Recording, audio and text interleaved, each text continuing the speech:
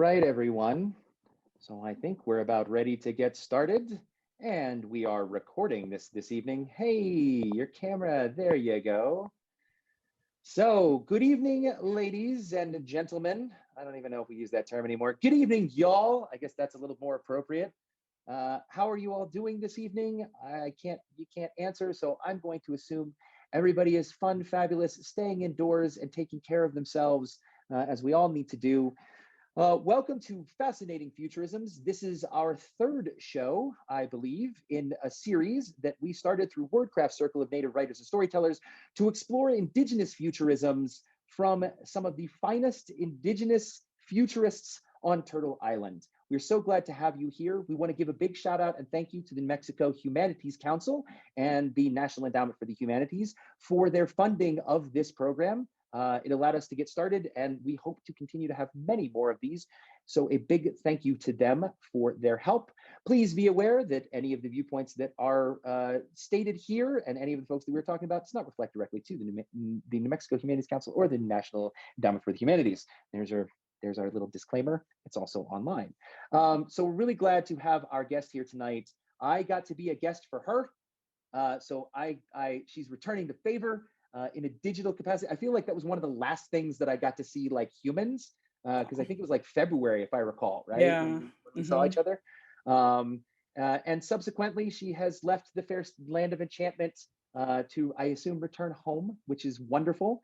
But we want to give a big welcome and an introduction to Dr. Laura Harjo. Thank you so much for joining us here on Fascinating Futurisms. I'm so glad to have you. So welcome. Thank you. There's some applause for that. So wonderful. So I'll dive in with the questions, but more of a conversation. I think. Okay. The last couple of events, we've really just had a chance to kind of talk about and explore the concept of Indigenous futurisms and what that means. And you, in your book, Spiral to the Stars, I think I got that right. Yeah. Talk about Indigenous futures. And so there's a futures, and there's a bit of a difference, and we'll kind of get into that, but I think there's some really keen alignment and some necessary thinking around that. And I think when I came in and chatted in your class, I talked about futurisms and pop culture and how that works.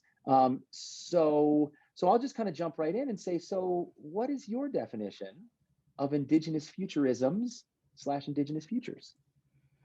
Yeah, so when I think of Indigenous futurisms, I think of it in terms of, I guess, like maybe a writing genre and art and any sort of, I guess, creative practice that is creative and is telling a story, imagining Indigenous communities in the future. And it doesn't have to be like us sitting right now in a current moment and imagining a future time.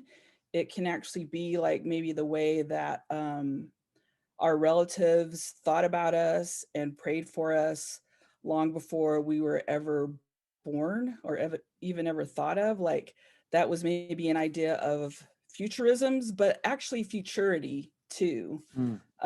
So yeah, when I think of futurisms too, like I think about like some of the work that is being done around language and like Cherokee keyboards and games that enact these different ideas of like, say, survivance and Beth LaPonce's work around when rivers were trails and that being an enactment of futurisms. And yeah, I was just in a session, like a game workshop with her, like right before this. And so that's awesome. Yeah. So it's all there. You're just like it's all. Yeah. Awesome. The idea of futurisms and the way that her mom, Grace Dillon, talks about it and it coming out of Afrofuturisms, but this idea of it not just being about like science and fiction and it being about like Indigenous science as well. And then not necessarily being about the fiction either, that like, this is real stuff. So like I kind of see it that way, but then like, you know, if you go through and you think about these different ideas of futurisms that Grace Dillon lays out in that anthology collection that she has, where she talks about slipstream and apocalypse and returning to oneself. Mm. I think that like that can inform futurity. So when I think Mm-hmm. about indigenous futurity, I think about it in terms of it is not necessarily a moment in the future. Mm-hmm. Like when we talk about future, I think of like that's a future temporality. Mm-hmm. Futurity is this idea of past, present, and future that can be in the same place at the same time, and the way that we're thinking about place can be different. So Mm. the way that I come to my work, I'm a geographer, um, and I've always sort of been troubled with the way that we have to think about land within settler containers. And so where Mvskoke people were displaced from their homelands in the southeast and then put here in Oklahoma in this 11 county container that's now called the Mvskoke Creek Reservation, that it's hard to deal with the complexity of like, okay, we have these tribal towns that we left that we don't talk about so much, and then here we are with this container that it doesn't really work either in imagining like a future. Mm-hmm. So then futurity is, I don't know, I kind of like lost my train of thought. It's the games. I started getting You're in the thinking about the weeds. games. Well, I know I start getting in the weeds about geography, but really, so like I say that to say that it doesn't work for me, the settler geography. That Mm-hmm. for me, like when I talk about emergence geographies in my book, I start with a story of emergence and I theorize on what emergence geographies look like, because our Mm. communities are not just settlements.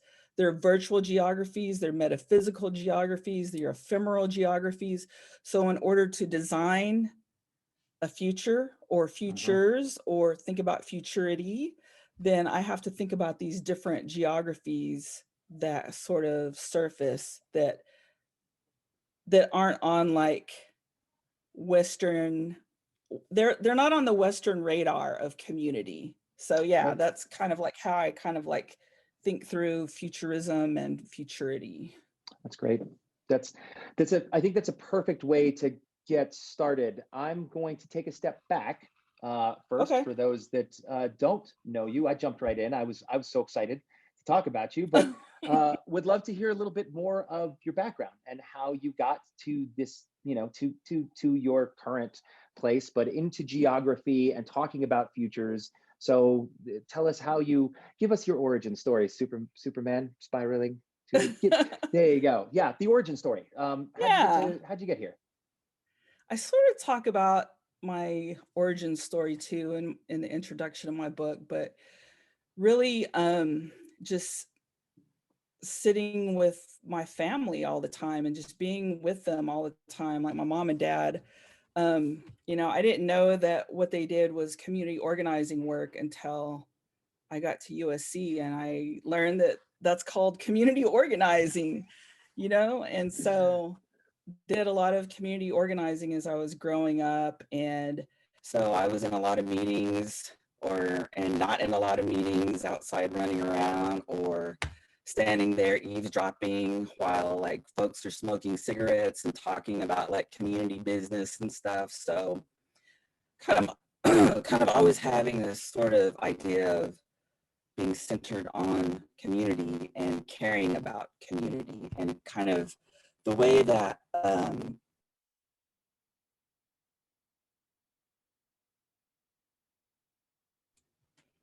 Sorry, that clicked. My bad. okay Technology. um, I think we're the getting way there. that the way that Creek Nation is organized, we were originally like this huge land base before allotment. Then after allotment, there were several towns, and so then we have these communities interspersed within there. So it's sort of like in some ways the communities have always been invisible. So I think in part my work has really been about thinking how to surface them and make them more visible. But on the geography front, like I can remember being 9 years old and wanting to get Ziploc bags and collect dirt from all the places we went in Oklahoma and compare it. So I think that was like my geography side kind of bubbling up and wondering like how mountains got to where they were. But then once I kind of got into geography, that was at, I started out at Haskell, and then I had no idea how I was even going to get to like a 4-year college. But then they had this bridge thing where you could like take geology and geography. And so I took both, and I could have gone either way. I could have been a geologist or a geographer. But my friends thought for 20 years I was a geologist. They just now are figuring out I'm a geographer, which is kind of funny. Right. But So yeah. Sorry, hang on just 1 second. We're getting some reports in right now that the sound is a little bit, I think, crinkly on your end. It's a little bit scratchy. Oh, okay. So I'm not sure what's taking place, but we just want to make sure that we got the best sound for you. Okay. So, oh, it's back. You sound fine now. I think so. Is that okay? Yeah, it's perfect. Yay. Okay. We got thumbs up. Yay, thank you. All right. Good, and I'm glad. So then for you in the audience, just real quick, thank you very much, everybody. We certainly appreciate you bringing in on that. I thought for a second it was just me, and I was like, hold on, I'm trying to fix it. So that helps us out on the technology side. So I'm so sorry to interrupt. Please continue. Okay. Yeah. So then, hey, Aaron. So then on the geography front, I think probably like in the mid 90s, when I was just beginning to think about what are the like emotional, spiritual, and physical ties that we have to our lands that we were removed from. And that was when I first started like thinking about that. And it was in Macon, Georgia, and they wanted to build a major road through this area that had Mvskoke artifacts. And so yeah, and then I had heard an interview on the radio of a tribal official saying that they were willing to do like a money kind of land exchange. And then like I got really like wound up on that. And then I think that that's where I really started trying to sort through like, okay, the land, we don't own it, but we still have a tie to it. And I didn't have the language yet to really understand it or think it through. And then when I started like reading more of the work of Indigenous feminists like Diane Millian and Eve Tuck and her writing partner, Wayne Yang, that I started like having, seeing like felt knowledge and thinking about what felt knowledge means when you're thinking about land. And so, yeah, so like my sort of run at that really began in just straight up mapping, doing GIS mapping. And then I had this huge turn in seeing other Indigenous folks. I was at a conference in Vancouver, British Columbia, and I had a huge kind of shift in what I was doing because I saw Indigenous people from around the world doing mapping, but there was this distinction between there's mapping for advocacy, that you're mapping to an outside entity because you want them to take some kind of action, but then there's mapping for empowerment. So I saw like, I was, like mapping with the stick in the sand and drawing like where you're going to do your prescribed burns. Like that's empowerment. Making a quilt and showing like your sacred animals of your place. That's mapping for empowerment. You're not necessarily trying to advocate for somebody. But then I also saw them doing other kinds of advocacy mapping, but with very little resources. And the place I was at, we had like $500,000 to do GIS mapping. And like that was in 2004. And by 2005, I had quit a well-paying job as a GIS administrator at a tribe and left my house, got rid of all my stuff, and went out to USC and pursued a PhD because I really wanted to grapple with that idea of mapping and empowerment and liberation and that sort of aspect for communities. That's amazing, and it ties in so to the just I think the fundamentals, or because Dr. Dillon talks about that in her framework, right? I mean, it's the underpinning, it's that connection to land and to to all of creation, right? And I think it's such a great place to start, because I don't think we've talked about that so much. In the past couple, we've talked about all sorts of things, but I think people have this understanding of indigenous futurisms, following oftentimes science fiction, right? So it's the idea of, it's, oh, well, you're in spaceships, everybody's in a spaceship, right? And I think there is a key component that I've often talked about in terms of futurisms of around territory and diaspora, of what does it mean if as we're thinking about going off planet, when we frame it like that, then what does that mean to continue to be indigenous?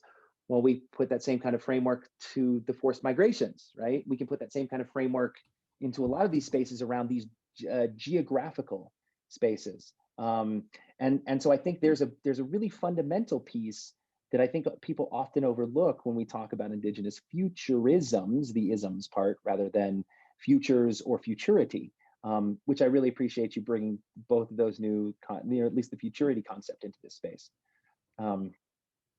So I think, oh no, go ahead, sorry. Oh yeah, I was just going to kind of respond to the idea of space and kind of give it a little twist that it's not like necessarily the spaceship aspect. And like that's something that I kind of talk about with so I call them kin space time envelopes. And I could go into it, or people could just like buy the book from Red Planet, right? Buy the book. That's nice. That was nice. It's right there. So well, like give us with a kin little bit of, space, I'll let you give us a little bit of context. You can still, the I'll book is give you a amazing, little so I bit. would say totally. Yeah, but yeah. I don't necessarily give this example, but I'm going to give this example of a kin space time envelope. So if I'm a geographer and I'm jumping scale from community, tribal nation, like nation state, the world, and I jump scale to the sky and the stars and the Milky Way, that those same constellations that my relatives saw before removal, when we were having our stomp dances during the summer, those are the same stars that my grandma saw. Those are the same stars that I saw. Those are the same stars that my future relatives are going to see. And I think that if we can grapple with our star stories as an idea of futurisms as well, that's another way of thinking through like jumping scale to, like, you can think of it as the celestial realm as well, but it's a different way of like thinking about it outside of like the spaceship idea, but thinking through like what we can see now, like looking up and seeing the Milky Way and thinking through our stories that are connected to that. But that's kind of one example that sort of popped up around that with space. Another one that I talk about in the book is Arrogant Star. And I feel like futurisms enable us to imagine different worlds outside of what we're already imagining. So like an example I think of with that is, so my dissertation chair, Ruthie Wilson Gilmore, so my dissertation was around 7th-generation planning. My book is not my dissertation, but yeah. So when we were talking about community and planning, and I said, well, I'd like for like maybe my community to have a van. And she's like, is that all? That's it? That's all like you're dreaming about? Can you like raise the bar on that a little bit? And so, yeah, like when I think then about like future and futurity, it's like kind of raising the bar on things and that sort of thing. But yeah, I guess I'll stop there. No, I think we got a comment, and I was going to say the same thing. Is just the way that that was just framed. I think absolutely encapsulates so much of the layers and the depth, or and has given me a lot of thought, because it's not only, it's multimodal, it's multiplanar, I guess, and and multidimensional, right? Like it's the existence of indigenous peoples, because it's a spiral and not a linear, right? It creates this, that slipstream, Hmm. the slipstream concept as a in terms of that past, present, and future, as we know them as linear constructs. Once you frame it from the space-time perspective, that envelope perspective, then it unfolds in a way that indigenous philosophies and philosophers have often tried to explain a lot of these things. And I think that and I think that that's something that we're working through, in terms of understanding that from an artistic perspective, not just an internal perspective, but how to translate that. Do you see that in the work, that a lot of the work that we're having to do is not necessarily, the like a decolonization, but more of a translation aspect? Hmm. I mean, I think there's decolonization to go with it, but a lot of the work that you're doing, and a lot of futurists are trying to accomplish, is really translating indigenous philosophy into into a general concept that people are able to understand it through a popular culture mechanism.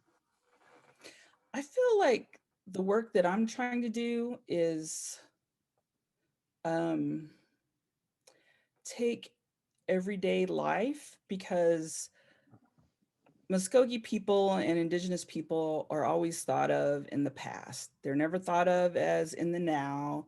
They're never thought of as in the future. And if they are thought of in the now, it's really around like whatever kind of trope that Hollywood is putting out. I see Carolyn Dunn on here. We've had all kinds of Yeah. conversations about Hollywood Indians and that sort of thing. That stands in for who like Native people are. Mhm. But I feel like I try to take everyday practices and think about that as a way of understanding the world, Mm. and then using that to conceive of ways of building a future together. So, Mm. Mhm. example, I talk about radical sovereignty in chapter 1, Yep. and that idea of building relationality with one another. Well, in my last chapter, I have a whole set of community tools on how to engage community, and they're based on these Muskogee theories, so that Muskogee people can do the work themselves and not have to reach outside. So actually, I feel like I wrote this book in part as a love letter to my tribe. And Yeah. if it's helpful for other folks, cool, but like that's like who it was for in the beginning. But like the idea of building relationality, then the tool that you can use is the Where I Am From poem. If you want to think about how to build community knowledge and surface that, then make a zine and ask, where do you want to see your community in 7 generations? That Right. exercise is in there. So Right. like I try to take everyday experience, theorize it, think through practice, and Yep. then show like this is a practice that you can use to create futurity in your community, or futures that you wish for. What I loved about the book, and I want you to get into the sort of the four frameworks for those that your four the theory components for Mhm. those that haven't read it. But what I loved about it is essentially you created the something that I wanted to do, which is you theorized indigenous praxis, right? It's theory to action, and creating that with an indigenized framework, that wasn't just a philosophical undertaking, or sort of thinking about, or waxing poetic, if you will, as many, or telling stories as many of us do, and we listen to our elders when we do that. You gave the practical pieces for it, right? Like you were able to find something practical. And I'd say even we'll draw it down one more, that it's really, it's in Muskogee indigenous praxis, right? So I found that to be just absolutely fantastic from my read from it. And when so anyway, I'll stop talking there. For those that haven't read the book, if you would give a little bit of a descriptor of the four, the four core principles, the things that you outline in the book. Radical sovereignty, I know, is the one you just discussed, and then the other three that are with that. Yeah. So I really try to think of it in terms of like a scale. So you go from small to kind of like large. And the first is thinking of oneself and that idea of radical sovereignty. And I also call it Stojati sovereignty. And the explanation I always give is that when you see another Mvskoke person out and about, like Stojati means, it translates to red man, but really it means like, that's how you say like another indigenous person. So if you see another Mvskoke person out, you may say, hey, Stojati, like it's kind of like, hey, homie. Or like if you're in Tulsa and you see like maybe some Osage folks, but you don't necessarily know them. And then you may whisper to your family and say, hey, look, there's some Stojatis, like you're at Target or something. So like that idea of Stojati sovereignty is that it's grounded in the people. It's not grounded in a government. It's not grounded in a tribal government or being recognized by a nation state, but it's that through our relationships with each other, how do we create these self-determined sorts of futures? Mm-hmm. And then the second one is community knowledge. And that really gets into the different types of knowledges that are in community. So like, I don't know, when I was writing, I was like kind of like laughing to myself because I said felt knowledge and then smelt knowledge. Like in my head, I was kind of like rhyming, but like felt knowledge, smelt knowledge, like a good example of smelt knowledge is we were working on a studio project through UNM with Zuni, and we were talking about this idea of smellscape because there's like a lot of traffic that goes by, and then when they have to cross to go to the plaza for their dances, there's still this exhaust and stuff, and this idea of like matriarchs having these ovens, or several ovens, and there's a smellscape to the bread baking. And when you don't smell that bread baking or that smellscape anymore, then like there's something wrong there. So it's like, how do you ensure that a community still has that particular smellscape? That's a form of knowledge. Wow. So like on community knowledge, every single person in the community is a knowledge keeper. So that really gets into thinking that through the different kinds of knowledge. And then collective power, the way I talk about it is that it's not oppositional power, it's not authoritative power, but like coming together and creating something at sometimes being the teacher, sometimes being the learner and being okay with that, or offering up different types of mutual aid. So I talk a little bit about alternative economies because I do implicate capitalism in my book. And that's the whole thing of thinking through like this capitalist space economy, which brings me to emergence geographies, that the way that we talk about property and land, not we, but like the larger we of America, that it's really thought of in terms of this capitalist space economy. So then how do you rethink it in terms of community and kinship and reimagining our communities through this idea, this lens of emergence geographies and through the lens of our emergence story. So those are kind of like the four tools that I talk about. And then in my 5th chapter, I talk about how to put all those tools in rotation. And I give a couple of examples of that. And then the last chapter are all the sort of exercises that you can roll out in community. Yeah, no, I think that there's so much to unpack. I want to go back for a second. Okay. You did a piece around, and where do you think that language, like heritage language, traditional language, ties into futures and futurisms, both and how do you think that plays out for you, and also you personally, you and your community, and you as the broad sort of viewpoint of indigenous peoples? Well, when I think about, first of all, I think it's critical, and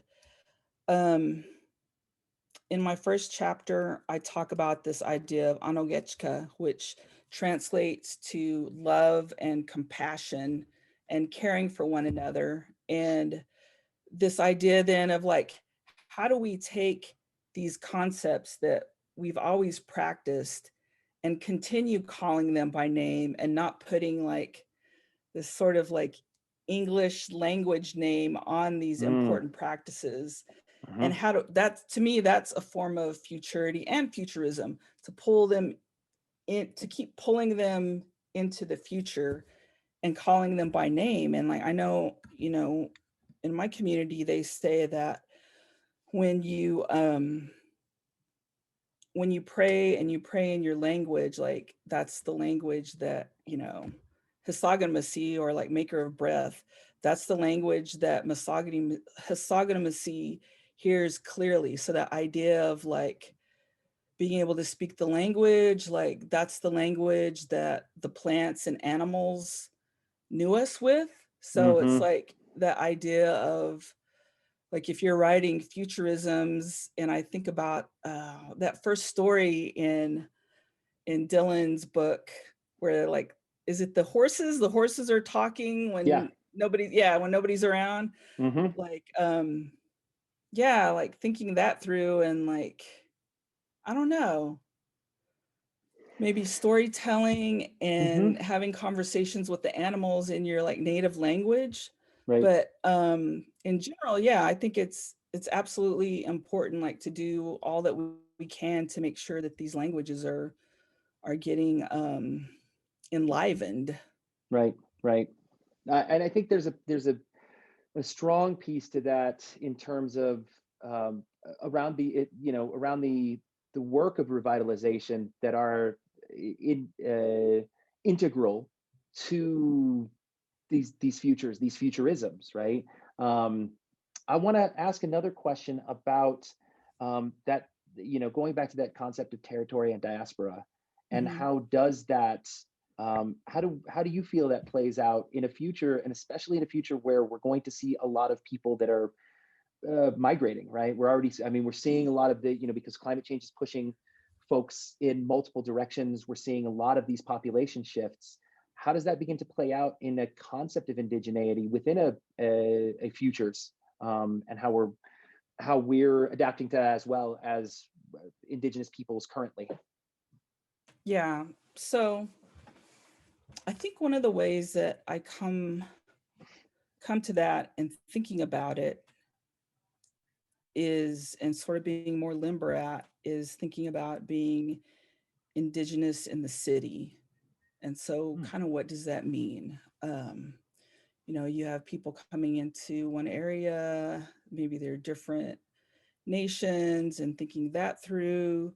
Well, then kind of me coming from architecture and planning and thinking about that, how do you begin to conceive of making community in the city? So an example that I give Mm. is in Winnipeg. And so they have one of the highest rates of missing and murdered Indigenous women in the, Hmm. well, yeah, in the country of Canada. So like if you think about that, so I had a class work on a plan for that. And so one of the first things that they did, I made them map every single Indigenous organization, place, space that they could think of. Awesome. And then you start seeing clustering around these different areas. And so then we took Franklin Avenue in Minneapolis as sort of a precedent. And it's like a mile-long area. It's just Indigenous businesses.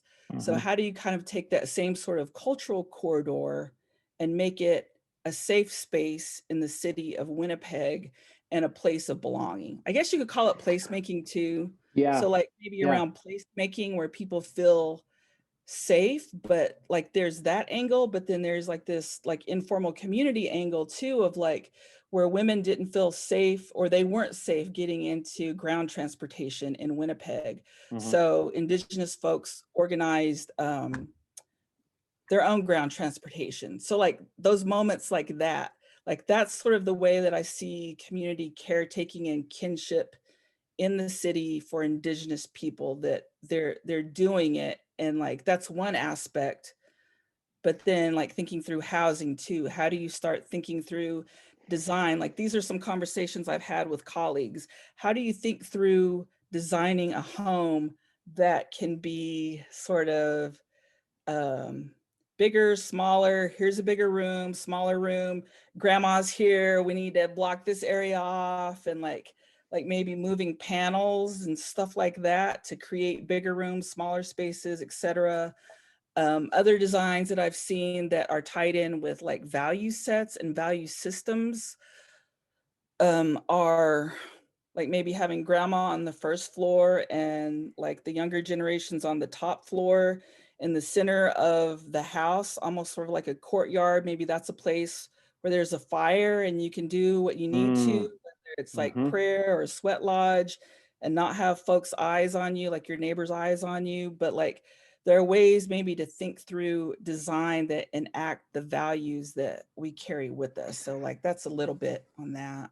Yeah, I mean, this is so great because I think there's a piece that it's these little detail pieces that I think are part of the next evolution in terms of the writers and the artists coming at these spaces, right? So how do we take these kinds of concepts and communicate these, because these will be the future, and these are going to be the things that, when I think there was there was a commentary about Star Trek, and it's that science fiction makes our extraordinary ordinary, right? And it was the idea that you had, like the, what is it, the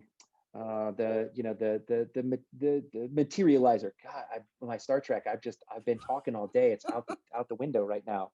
Or you had the hollow chamber. You had all of these other things. Somebody's going to put it in the The comment box to be transporter. like the transporter. Well, not the transporter. Thanks for that. No, but it's the materializer, when they're just like, Earl Grey, hot, and then it just materializes this thing. They don't think about it in their own space, but we think about it being like, that's the coolest thing I've seen. Like, if we had that kind of technology. And what you're saying to me right now is something that I would imagine, if I'm writing this story, is not something that we see on the regular right now. But as an Indigenous person in the future, that's now what I'm going to write into my stories, because that's what all our houses look like. So it looks extraordinary to us, but not to necessarily you, but also not to the people that are now living that. And I think that's the piece that you hit, but that's that paradox, I guess, of the fact that we're extrapolating our own futures, we're creating them. We're self-determining our own futurisms and what that's going to look like based on our current traditions around sustainability and culture and community and kinship and all the things that you've laid out. I think there's something really key there, which you've just kind of thrown into my brain and set it on fire. That was great. So if I was an emoji, that's what I'd look like right now. So holodeck, thank you, Dr. Dunn. I appreciate that. It was the holodeck. Oh, okay. I'm terrible. It's been a long day. Leave me alone. My nerd cred is out the window. So I think this is great. Thank you. I know it's gone. They're gonna pull your nerd pass. They're gonna pull my nerd card. Well, it's okay. I can just go back to selling books. So I think actually this is a really good point to. We've got a wonderful crowd, and we'd like to open it up so that we have enough time, because oftentimes we run a little bit short. So if there are any questions out there that you'd like to talk about the book, about futurisms, about and anything in between, we would love to entertain that right now. So you can hold up your hand if you know how to do that, or you can leave it in the chat. We'd love to be able to take some questions from our audience right now. Folks are doing that. I wanted to finish my train of thought about. Oh, please. Aaron. Oh yeah. Yeah, it's been a long day, and I just, yeah. You too. But the thing about Aragon and her work, and it's from I can't even remember the name of the collection. I might remember of graphic story. It's Moonshot. Moonshot. Yeah. So in Moonshot, and she's got the one about the guys. They're in outer space and they're junkers, and grandma tells them not to eat the spam and that sort of thing. But it starts off with this idea of Creek Nation is in outer space. Yeah. Creek Nation is not an 11 county area. Mm-hmm. It's a place in outer space. It has nothing to do with a nation state regulating our territory, our land, Yep. or who we are. So I Yep. feel like indigenous futurisms enable us to conceive of these different realities. And that's where I was saying, like, my advisor said, that's all you're going to dream for is like a It's a van? van. Come on. Yeah, like, yeah. So that's kind of where I was going with that. I lost my train of thought, but No, it's and I it's think, yeah, and I think like it can create space for LGBTQ folks as well mm-hmm. in our futures, because I feel like they're, I got to say this, I feel like they're often left out. Yeah. And when we talk about indigenous planning, that like we assume that when we say indigenous planning that everyone's going to be included, but they're not.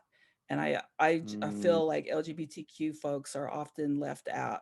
So I yeah. feel like indigenous futurisms can write them into futures as well. Yeah. So yeah, I just And wanted to and throw that in there. no, I think it's great. I had forgotten about that. I remember when she wrote the story because I talked with her about it. And when Moonshot came out, it was this idea of taking traditional stories and putting them into, sort of a futuristic or a science fiction space kind of concept, right? And Mhm. and I remember talking with her about how she was writing that. And I remember when the story came out, and I absolutely loved it. And with her wry sense of humor that goes with it, but I always thought about the fact that it's that I go back to my Marvel movies. It's the end of Thor Ragnarok, which directed by an indigenous, written directed by an indigenous fella. When he talks about, he says Asgard is not a place, it's a people. And that's, I think, a really interesting fundamental when you think about that concept Yeah. of territory and diaspora. When you think about having to be in space, it now becomes the kinship and the space, not this particular land, although that is very important. I think that there's a very interesting reckoning point of having to think about that. And even through all of our histories, especially with forced removal, Hmm. what that means when this is not entirely where your ancestors were buried. It is, the most recent generation, but the rest of them are 1,000 miles that way, or, Yeah. you know, but I think you hit it, which is, but the stars are still the stars. Those are the ones that have been there since, and our ancestors all are a part of that. That was just a keen thought. So, do we have a question? Did somebody pop up? We have a video. Yes, we have a question. Let me, you please feel free to unmute. I think I might have just Okay. remute. Okay, gotcha. Hello. Wonderful. Hello. Hi. Hi, Hi. Janice. Hi. First of all, I have my kids are in the background. They don't Oh, yay, understand. I'm kids. like, I'm watching a lecture. I need you all to be quiet for. Hey, that's okay. Yeah. So first of all, I know Laura. I did buy your book. I have your Thank book. you. Um, and I haven't read it yet, but I'm looking forward to getting into it. Laura and I used to work together, and I just learned so much just from sharing an office with her. And just like I'm learning so much, just hearing her talk, and like in the book, it's just so much of just reframe. I went to planning school as well, but just speaking with her, just conversations, and just her work and how she learned definitely changed the way that, like, the framework, like even what you were talking about, pretty much like values based design in your home. Hmm. It's just we're taught a lot differently, and it's not about values and Mm, things like that. So definitely very proud of you, and I just wanted to pop up and say that. But I do have a question because I was gonna make sure I came with a question. So you mentioned, I'm sure you explained this in the book, um, but so two questions actually. One is, it's what is the difference between futurism and futurity? Because the way you talk about it, it's like it's two different um, you know, definitions. And then two, I'm interested in, are there any connections that you have made, or I'm sure maybe someone has asked this before, with Afrofuturism, because that's something that seems to be like talked about a lot as well. And then we're also hearing more about Latinx futurisms. Futurism. Hmm. Hmm. Um, so are there connections, or have you thought about that? Or I'm interested in, what you think about that. Yeah. So I'll start off with the futurisms and futurity. I actually feel like there's like a lot of overlap.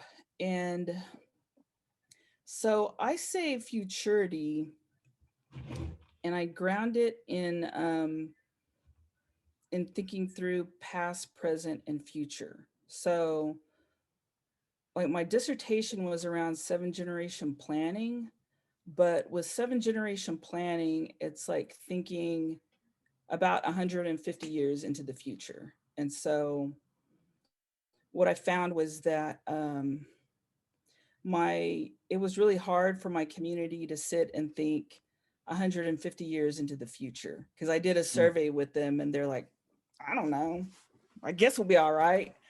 And then I've heard other folks say like in 100 years they won't have anything. This was a different tribe.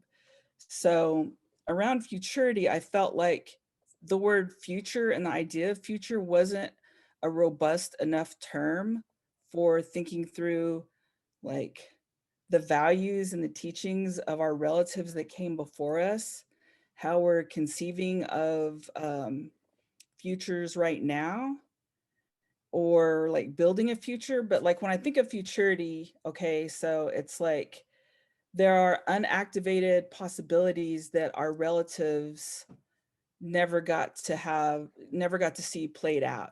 So how can we activate those possibilities in a contemporary moment? The other part of futurity, it's really like I'm talking a lot about what would probably fall into slipstream in futurisms, but that's probably like an article for the future.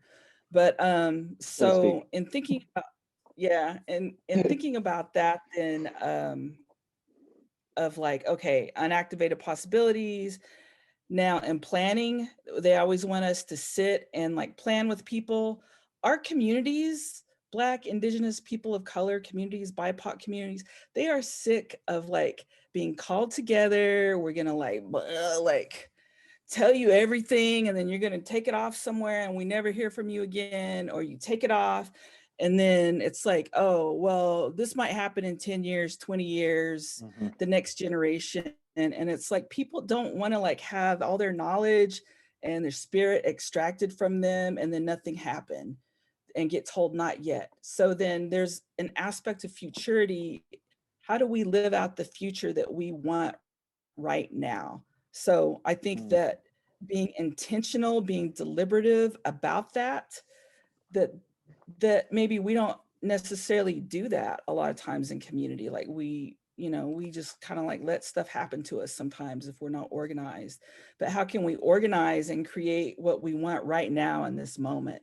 Another aspect of like how what I'm calling futurity is that we're creating the conditions of possibility for our future relatives so that they have language, so that they have land to dance on, so that, they still have the songs, or maybe they're still growing heirloom seeds, or they're still harvesting wild onions. And so like that's kind of how I see futurity. Like it's like really thinking through like time and nonlinear time. Now futurisms, I really think of it like, I don't know, I feel like I don't have the place to speak yet on futurisms. So that's kind of why I'm like, yeah, I kind of like come to it kind of like I don't have any business like messing around in here with like all the creative writers, because like I'm a nonfiction kind of writer or whatever. So when I think of futurisms, I think of like creative work. When I think of Afrofuturisms, I also think of creative work and folks imagining and pulling like their culture into a place that, I don't know, it's like opening up your mind and your ideas and imagining a world beyond like the best thing you can think of is like a van for your community. It's like, let's think of a spaceship for our community. You know, that's kind of where I see like the overlap between Indigenous futurisms and Afrofuturisms, is that we're imagining like these grand ideas about where we can be and what we can be, and by imagining it, we're actually doing it right now. Like, we're not waiting for like something in the future to happen. So does that kind of answer your question, Janice? It does. It gives me a lot, of course, to think about, and it's so interesting. I mean, I would be interested, of course, in talking with you more about it. But like, there are planning projects exactly going on in my community, and as someone who, I'm a planner, and I'm getting involved as a community member and a community resident. But like you said, it's exactly like we're planning for 10 years from now, possibly implementing your ideas. And like the community where I live, it's like this happens all the time. I can do a Google search of a plan that was done 10 years ago, 5 years Yeah. ago. And here we are planning along the same street, the same boulevard. And it's, the community's frustrated because it's like, and then it's not based on, you know, assets and like resources that the community already has. It's this idea of, well, this other community looks like this, and wouldn't you like your community to look like that? No, I wouldn't. But yeah, I mean, and it's a whole different framework of planning. Like I remember one time, and I'll wrap it up after this. Like, we both do mapping, and you were talking about like how you create a map is like you start with a blank page, not like as in GIS, you have these layers like of these streets and these pre-existing, I guess, landmarks. It's like, no, you start with a blank page and you ask people, you build the map from there. And like, that's ideal. That's how it should be, but that's not how we're taught to do it. So, but yeah, I'd be interested in. Yeah.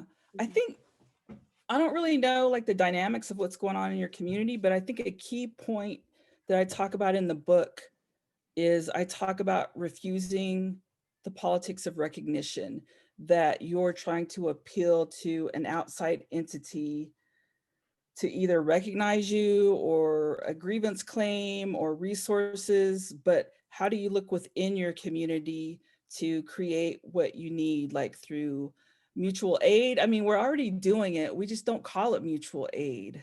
Like in the book, I talk about how our family shares this truck so that whatever, we can go to pawn shops or auctions or yard sales and access an alternative economy. But I think that there are probably already ways that's happening. Like, like when your family came by and you got that refrigerator from me, like that's a form of community caretaking. Like, how are you guys already doing like that kind of caretaking in the community that maybe doesn't require such a formal planning process? And then if you were to sit down, how could you guys imagine a future if everyone just sat and made a collage, each person made a collage thinking about the community and then came together, and then you start conceiving of a future around that, and it's more informal. You know what I mean? Yeah. Yeah. Yeah. Thank you. Thank you. It's good to see you. Good to see you too. Thank you so much. Other questions? We have time for probably one more question if you'd like. You can leave it in the chat or you can pop on and we'll take the question.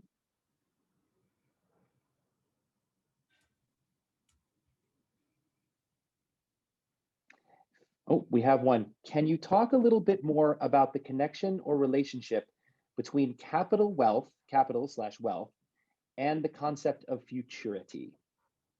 Futurity. Yeah. So, I mean, like, I guess at the outset when I was talking about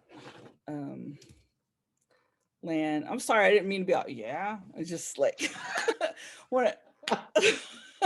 I was just thinking about property and land and like the Western way of thinking about land. And okay, so capital, if I think about capital and wealth in Western terms, then like the way that like a land epistemology deadens land. There's no relationship with land. It's a commodity.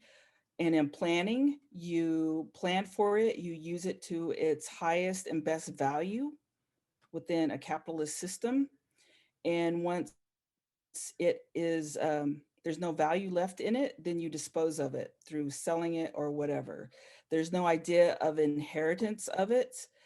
So there's not as much like caretaking, because if it's indigenous land, you're taking care of that, because your relatives that belong to your ancestors, you inherited it. Your kids, your relatives after you, they're going to inherit that. So like that idea of capital and wealth, like your wealth is bound up in your relationship with that land and taking care of it. That's what I would say the difference between like this idea of a capitalist notion of land and wealth and maybe an indigenous notion of land and wealth. So then what kind of like future does that yield if you're thinking of it as a deadened object over something that you have a relationship with it? And when I say relationship, I mean like you're doing stuff on it, you're hunting animals, when you're hunting those animals, you're doing it with a form of reciprocity. You're asking maybe the animal for forgiveness, or you're thanking it for its life because it's going to feed your family. That's a different notion of like just kind of um, like capitalist consumption of maybe animals and producing all the animals you can on the land and then taking it and selling it for like the best bottom line. Like that's the difference. Like, do you want a future that's exploitative, or do you want one that's bound up in kinship and caretaking? So, I mean, I guess that's how I would answer it.